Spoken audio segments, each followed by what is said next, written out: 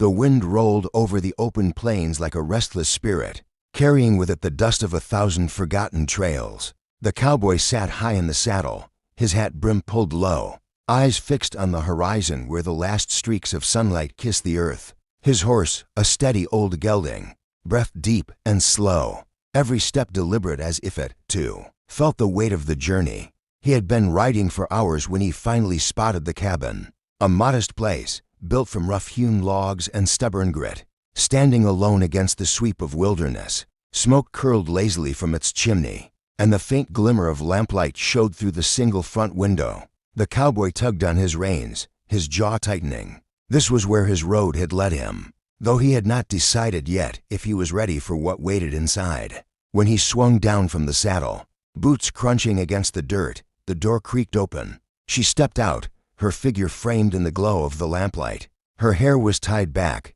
her jacket dusty from long days of labor. She didn't look startled to see him. In truth, she seemed to have been waiting. The cowboy tipped his hat, silent for a long moment before answering. "Reckon I did." There was a pause between them, a silence heavy with unspoken history. She searched his face, as though trying to measure the weight of the man standing before her. Then, with a sudden honesty that startled even herself, she whispered, "I'm not a virgin."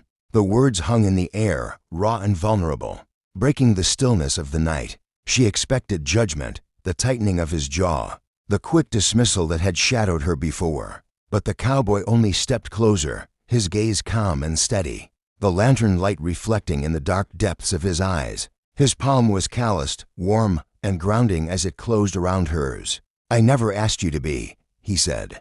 The simplicity of it struck her harder than any elaborate promise could. For a long heartbeat, the world seemed to hold still, the cabin, the plains, the weary stars above all of it fading as she felt the truth in his words. No judgment, no expectation, just a hand, steady as the land beneath their feet. Her throat tightened. She had faced cruelty before, men who saw only what they could take. But this man, this cowboy, saw her differently. Not as a broken past, but as something worth standing beside. And in that moment, though neither spoke another word, an unspoken bond was forged, one that would be tested by the dangers waiting just beyond the cabin walls.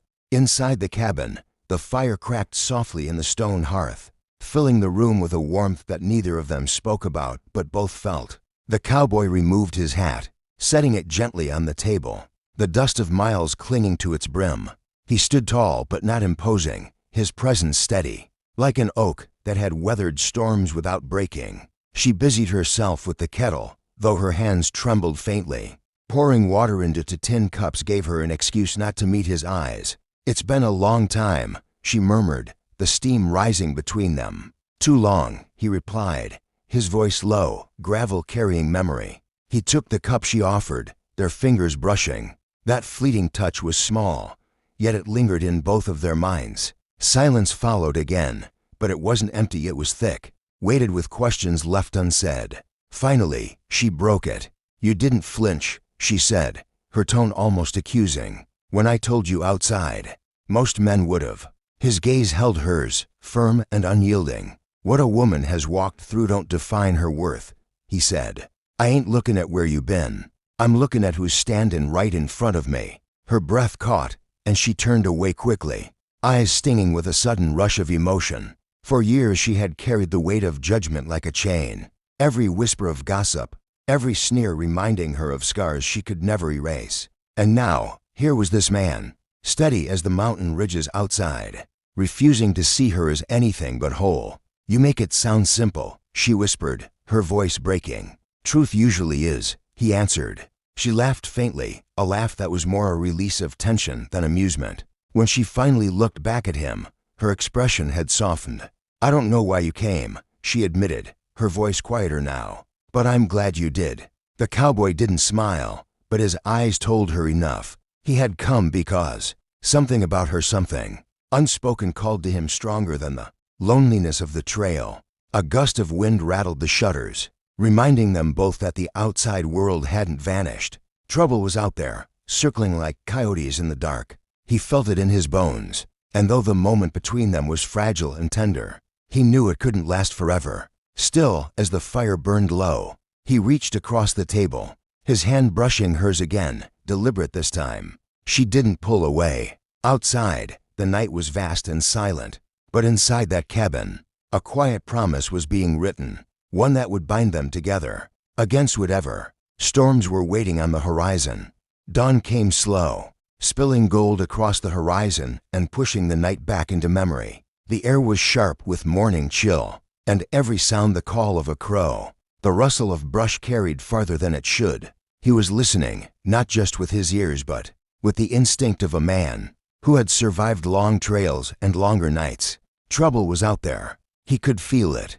Inside, she moved quietly about the cabin, stirring the coals back to life, preparing bread and coffee. But even in those simple motions, her eyes drifted to the window, drawn to the sight of him sitting like a sentinel against the rising sun. Something about his stillness reassured her, though a small knot of worry tightened in her chest. When she finally stepped outside, he glanced at her, then back to the tree line in the distance. "We ain't alone," he said softly. Her breath caught. "What do you mean?" "Tracks, fresh, 3, maybe for men, ridden hard last night. Passed near here." He tapped the rifle stock gently. "Could be drifters, could be worse." A shadow flickered in her expression. "You think they'll come here?" The cowboy rose, his height casting a long figure against the light. "If they know you're here alone, maybe. If they think I'm passing through, maybe not. Either way, I aim to be ready." For a moment, silence stretched between them, heavy with the weight of what might be coming. She looked at him, her voice unsteady. "Why stay? You could ride on, leave this behind." His jaw tightened, but his eyes softened. "Because some things ain't meant to be left behind." The words settled deep inside her, stirring something she thought had long been buried hope. She nodded faintly, fighting the sting of tears. For years she had fought battles alone, but now, for the first time, she didn't feel abandoned. The day moved slow, every sound outside the cabin magnified, every creak of the wood like a whisper of warning. As night drew closer, the air grew colder, the silence heavier. The cowboy stood watch again, this time with both lanterns extinguished, the cabin swallowed by shadow. And when a distant horse's whinny cut through the night air, sharp and clear, they both knew the trouble he had felt in his bones was riding closer. The night pressed in thick, broken only by the restless stamping of the cowboy's horse tied out, back and the faint sigh of wind. Against the trees, the cabin lay in darkness, its fire smothered to ash, but inside, two hearts beat quick against the silence.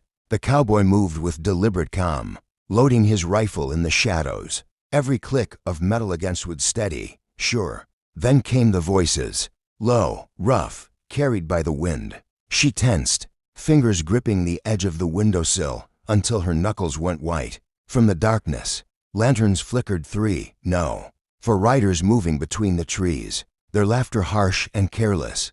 "They found us," she whispered, her voice cracking. The cowboy's hand came down gently on her shoulder. "Easy now," he murmured, his voice quiet but unshakable. "Fear won't help.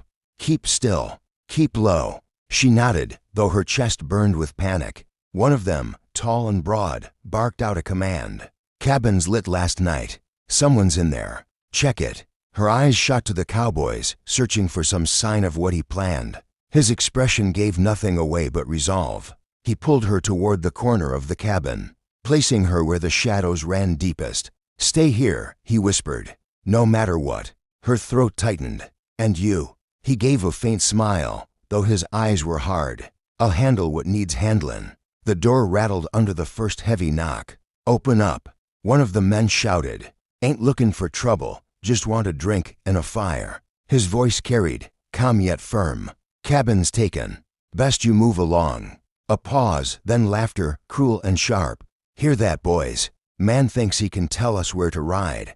Boots stomped closer, the wooden door groaning under the weight of their push. But through her fear, she watched him unmoving, unflinching, a figure of iron in the doorway. And though danger pressed close, she realized something in that moment.